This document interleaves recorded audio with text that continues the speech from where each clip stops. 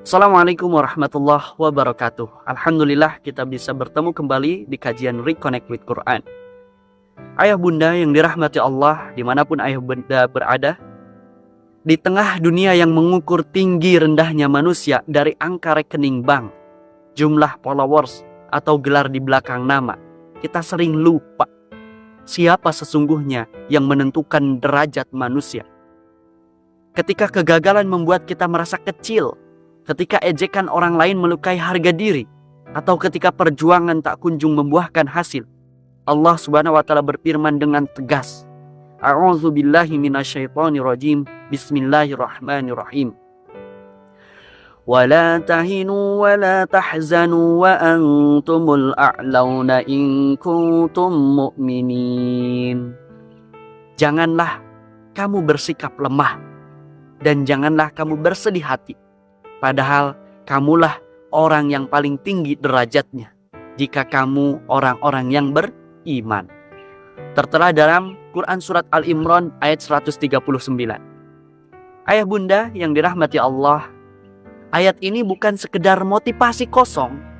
Ini adalah deklarasi ilahi tentang identitas kita yang sejati. Allah tak sedang membohongi kita. Dia sedang membuka mata kita bahwa kalianlah yang mulia selama iman masih berdetak di dalam hati kita. Tapi mengapa? Mengapa kita masih merasa rendah? Karena dunia telah menipu kita. Lihatlah realitas hari ini, realitas kehidupan kita hari ini. Seorang pemuda bergelar doktor merasa tak berarti karena gajinya kalah dari teman yang bisnisnya viral. Ada seorang ibu rumah tangga malu karena hidupnya dianggap hanya mengurus anak saja. Padahal ia adalah pahlawan tanpa tanda jasa. Ada juga seorang santri yang direndahkan karena memilih mengkaji kitab kuning di era yang memuja tren.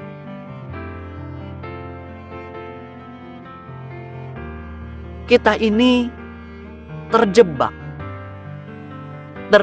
dalam ilusi bahwa tinggi rendah manusia diukur dari apa yang kita terlihat, apa yang kita lihat. Padahal Allah tidak mengukur lewat itu. Allah mengukur dari apa yang tersembunyi, yaitu keimanan. Ayah bunda, iman itu seperti mahkota yang tak terlihat. Ketika Nabi Nuh dicemooh selama 950 tahun lamanya, mahkota imannya tetap bersinar. Ketika Bilal disiksa dengan batu yang panas di gurun pasir, mahkotanya tak pernah lepas.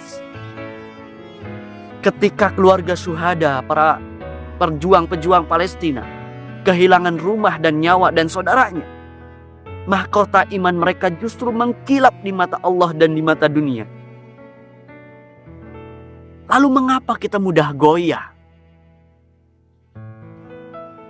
Karena kita terlalu sering melihat diri melalui kacamata dunia, bukan melalui kacamata akhirat.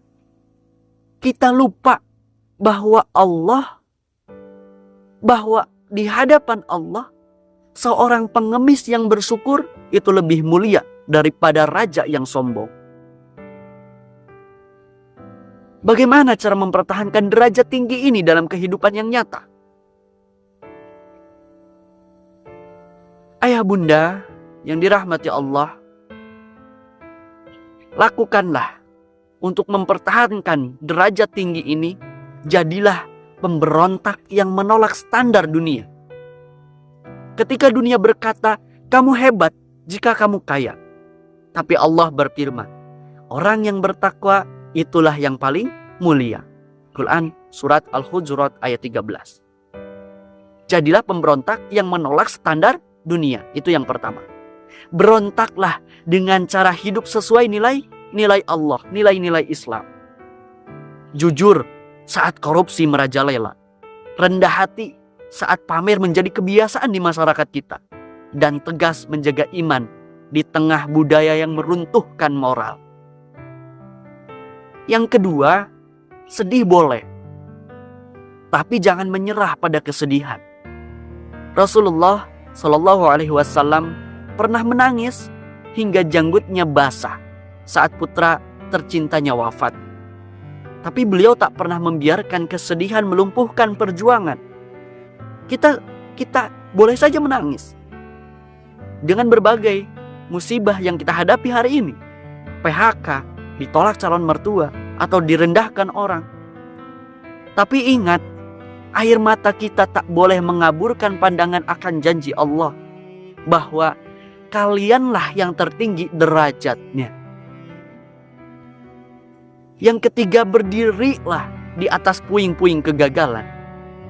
Setiap kali krisis ekonomi menghantam, ada yang bangkrut lalu bunuh diri, tapi ada juga yang bangkit lalu berkata, aku masih punya iman, aku masih punya Allah.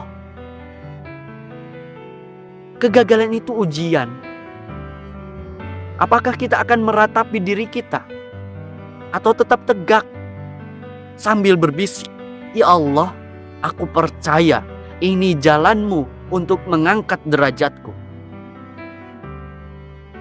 Ayah bunda yang dirahmati Allah, lihatlah juga kisah Nabi Ayub. Tubuhnya hancur oleh penyakit, hartanya musnah, keluarganya wafat.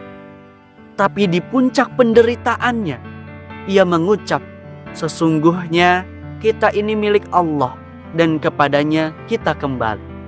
Quran Surat Al-Baqarah ayat 156. Allah kemudian mengembalikan segalanya. Bukan karena harta atau kesehatan itu penting, tetapi karena keteguhan imannya layak diangkat sebagai teladan abadi, layak diangkat derajatnya kembali. Di era media sosial yang gemar pamer, yang gemar memamerkan kesempurnaan palsu, ingatlah ayah bunda, tinggi di media sosial bukanlah tinggi sebenarnya. Banyaknya likes bukan ukuran berharga. Yang abadi adalah bagaimana kita menjaga iman di tengah godaan untuk menjual prinsip demi pengakuan yang semu.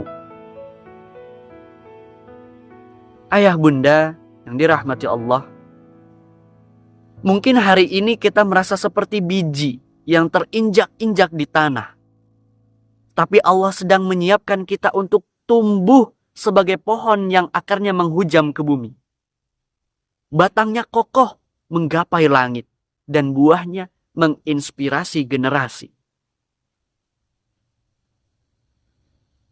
Dan ingat ayah bunda,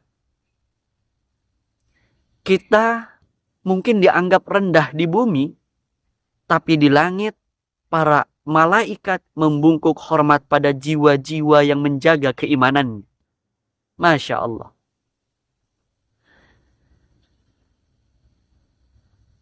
Ayah bunda, dimanapun ayah bunda berada, kita adalah orang-orang yang paling beruntung menjadi manusia-manusia yang masih memiliki keimanan. Pertahankan keimanan itu, tingkatkan keimanan itu, jangan menyerah dan jangan melemahkan hanya karena masalah-masalah kehidupan dunia bisa melemahkan iman. Apapun masalah di dunia ini, selagi kita punya iman, seharusnya hati kita menjadi tenang dan menjalankan kehidupan ini dengan bahagia. Akhirul kalam, wallahu a'lam bishawab. Wassalamualaikum warahmatullahi wabarakatuh.